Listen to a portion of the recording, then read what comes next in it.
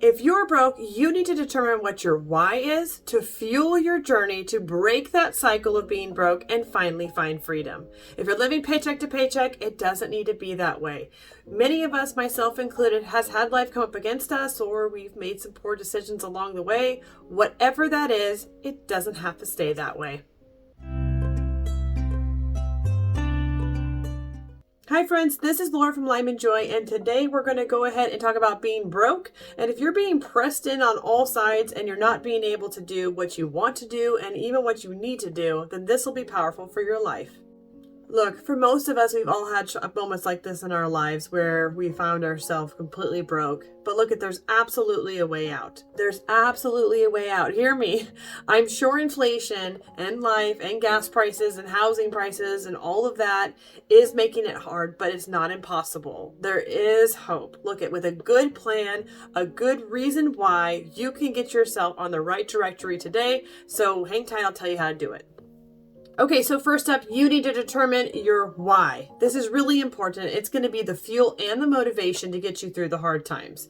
Life is bumpy and hard times come, and you need to know exactly what you're aiming for during those times. So for me, it was really important to me that I was able to give to things that were important to me, that I was able to go do and see things with my husband and my kids, and that I had time to go and do all that. So for me, my why is to free up my time and fuel my finances so that I can give, see, and live more freely. What's your why? Is it family, friends, leaving a legacy, that financial freedom to finally do all those things you dreamed of, or simply just not being broke and being able to pay your bills and feel secure? Whatever that why is, make sure you have that nailed down. Now that you've determined your why, I need you to plaster it and post it everywhere. I want you to post it on your mirror when you're getting ready in the morning, in your car, on your phone. I mean, literally put it everywhere that you can remind yourself of your goals and what you're fighting for. Because this could literally change the trajectory of your life and put behind you this cycle of being broke and finally moving forward. So you need that kind of message to psychologically go into your brain and remind yourself of what you are fighting for, so that all the other marketing gimmicks out there of the things you're supposed to buy at Target while you're there, or the Home Depot things, and all those different, marketing maneuvers, you're going to be able to combat because you remembered what you're fighting for and what you want for your future. Number 2, I need you to increase your earnings by evaluating your why and taking action. Look at you, while saving money and managing money are absolutely essential, it's also important to increase your income by improving your skills, by finding higher paying jobs, by starting a side business, and also investing. You could absolutely just go and get a side gig, and I have done a bunch of them. I will put a video here of some I've done and some I suggest. But for me, I just kind of felt like I was trading my time for money, and my passions were pushed off to the side, and I was left feeling super stale and just kind of burnt out in life. Instead, I am telling you to go ahead and look at who you are as a person and what is your passion, what drives you, and use that to propel you forward so that at the end of the day, when you pour yourself into something, your heart into something, you're not exhausted, but actually you're fueled and filled up because you're fulfilling something that's already inside of you. So instead, you're using your skills and you actually will become more knowledgeable, and they'll grow naturally because you actually like doing what you're doing. So for me, I love helping people break free from debt. I love helping people have better relationships with their money. And so I teach people here on YouTube how to do just that. I've created digital downloads to hopefully just give extra tools for people to apply what they've learned more easily. And I also really love interior design. So right now, my house I'm creating into an Airbnb so that eventually, I can market that for people. I live right next to a children's hospital. So I'm hoping that I can provide a space that is restful and tranquil and peaceful so that they can find freedom and rest during whatever they're going through. So that's how I'm using my talents, and I'm also building assets at the same time. And that's what I am encouraging you to do, to use your talents and to build your assets. You can apply this to your 9-to-5 job too, especially if you love your job. That way you could actually be using something that you're interested in. So you could do this by watching videos, podcasts, books, become better at your job, watching your coworkers, your managers, basically, learning every aspect of whatever business you're a part of. And that way you can go ahead and ask for a raise. Or better yet, if you really love it and you've learned everything, go start your own business. If this is you, take this as a sign. Go start your own business. So for instance, if you're a mechanic and you're really good at it and you're passionate about it and you love it, then learn every aspect you can of it and go start your own mechanic shop. That way you can get the full revenue from it. Okay? Look at most millionaires have 7 streams of income. This is interesting because they're dividend from stocks, they're earned from a normal paycheck, they're rent from, a real estate, Airbnb, something like that. There's royalties from selling something they've created, capital gains from selling appreciated assets, profits from a business that they've owned, and then interest from CDs or savings or bonds or some sort of investment. The most interesting thing to me about millionaires is a study that Dave Ramsey did. And it says the top 5 careers of a millionaire are engineering, accountant, teacher, management, and an attorney. And what gets me is that 31% of them just averaged $100,000 a year. And a third of them never made 6 figures. They never got there. A third of the millionaires out there from their normal 9-to-5 job never made more than 6 figures. It just shocks me. It shocks me because then really we have to look at, it's not so much how much we make, it's more about what we do with our money.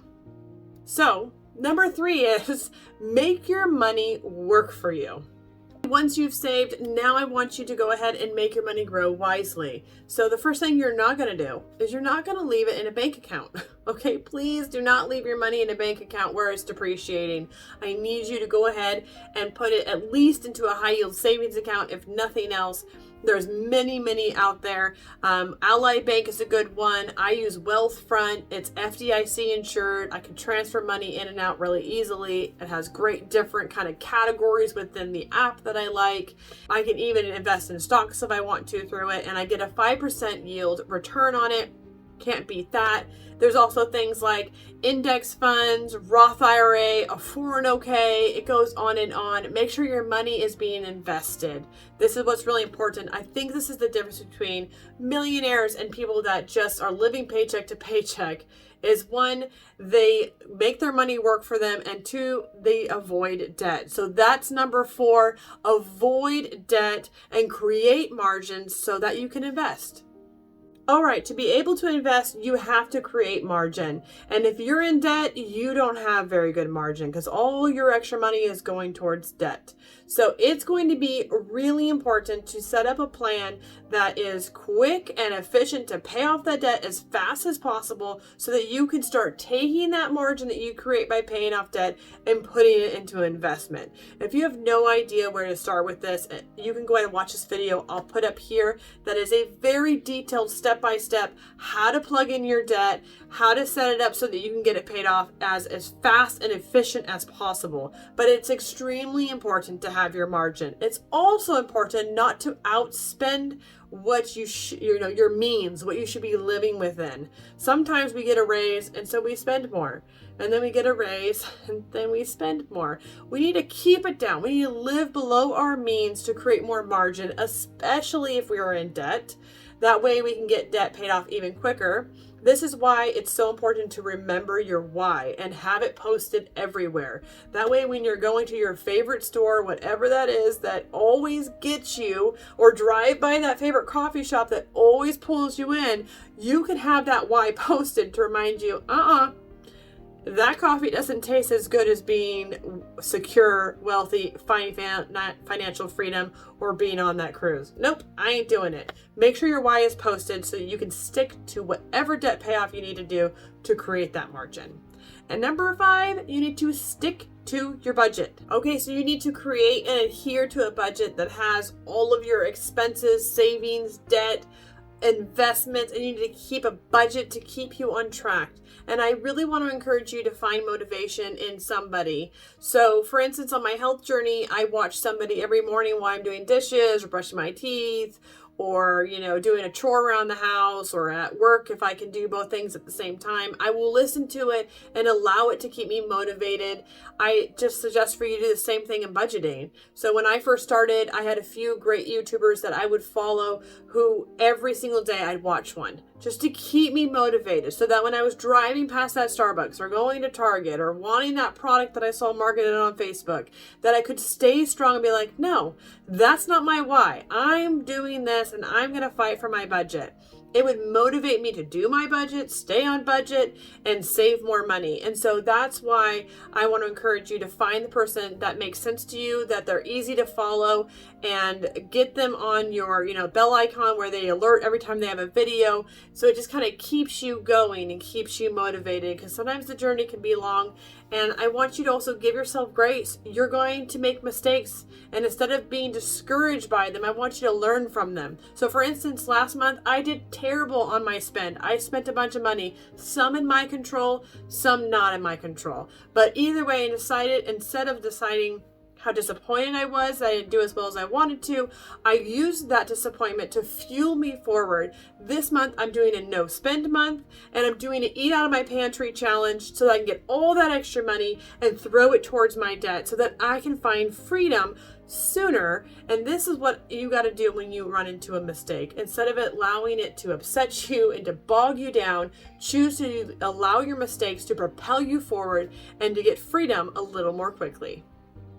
Lastly, if you feel exhausted, depressed, or like things are never going to change, I want you to take this as a sign to step towards hope. Create a plan. If you have a good plan put in place, you're investing in yourself, you're selling those new things that you learn, you're taking that profit and putting it towards debt or investment to build your wealth, you will be in a whole different place than you were this year, next year. So if you need help making a monthly budget, I will put a video here. This will help you. I do a monthly budget every single month. And if you need a better relationship with money, I really do suggest cash stuffing, as it helps recreate like a foundation of how to spend your money and how to manage your money. I'll put my last cash stuffing right here for you that hopefully you will find helpful. And as always, I want you to give yourself grace, allow it to propel you forward instead of discouraging you. Find joy in the journey, and I'll see you next time.